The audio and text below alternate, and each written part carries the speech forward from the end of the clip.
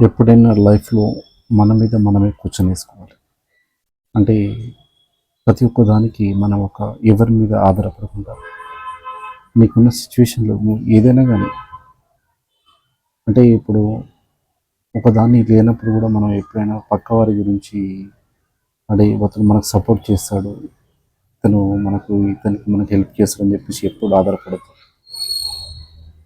అంటే డిపెండ్ అనేది మన మీదనే మనం ఓన్ క్రియేట్ చేసుకోవాలి. అంటే మన బ్రదర్ ఉన్నారు, మన రిలేషన్స్ ఉన్నారని చెప్పేసి ఎప్పుడు కూడా లైఫ్లో మాత్రం ఎనీ టైంలో మాత్రం ఎప్పుడు కూడా ఎవరి పైన ఆధారపడకూడదు. అంటే ఏమైందంటే మనకు లైఫ్లో ఒక్కసారి అలవాటు అయిందంటే సేమ్ ఎమర్జెన్సీకి మనకి ఏమైనా ప్రాబ్లం ఉందంటే అరే మనకి ఇట్లా ఉందని చెప్పేసి మన మైండ్లో వెళ్ళిపోతాయి. కానీ ఆ ఆధారపడకుండా ఎప్పుడైతే నువ్వు ఓన్గా డిసిషన్ తీసుకొని నీ మీద నేను ఎవ్వరి మీద ఒక్క రూపాయి కూడా ఆధారపడకుండా నేను బతకగలనని ఆలోచన ఉందనుకో, నీ లైఫ్లో రోజు ఎప్పుడు నీ సక్సెస్ ఉంటుంది. కానీ ఎప్పుడైతే పక్క వారి మీద ఆధారపడి బతికినామనుకో మన లైఫ్లో సక్సెస్ అనేది మనకు కనబడదు.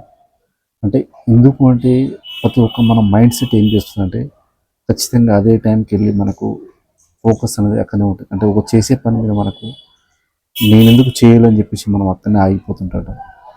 కానీ బై మిస్టేక్లో మాత్రం ఎప్పుడు మాత్రం ఎవరి మీద మనం ఆధారపడకుండా బతకూడదు. నీకు నువ్వు క్రియేట్ చేసుకో, కొత్తది క్రియేట్ చేయి. ఒకటే దాని మీద వచ్చిన ఇన్కమ్ మీద ఎప్పుడు బతకకూడదు.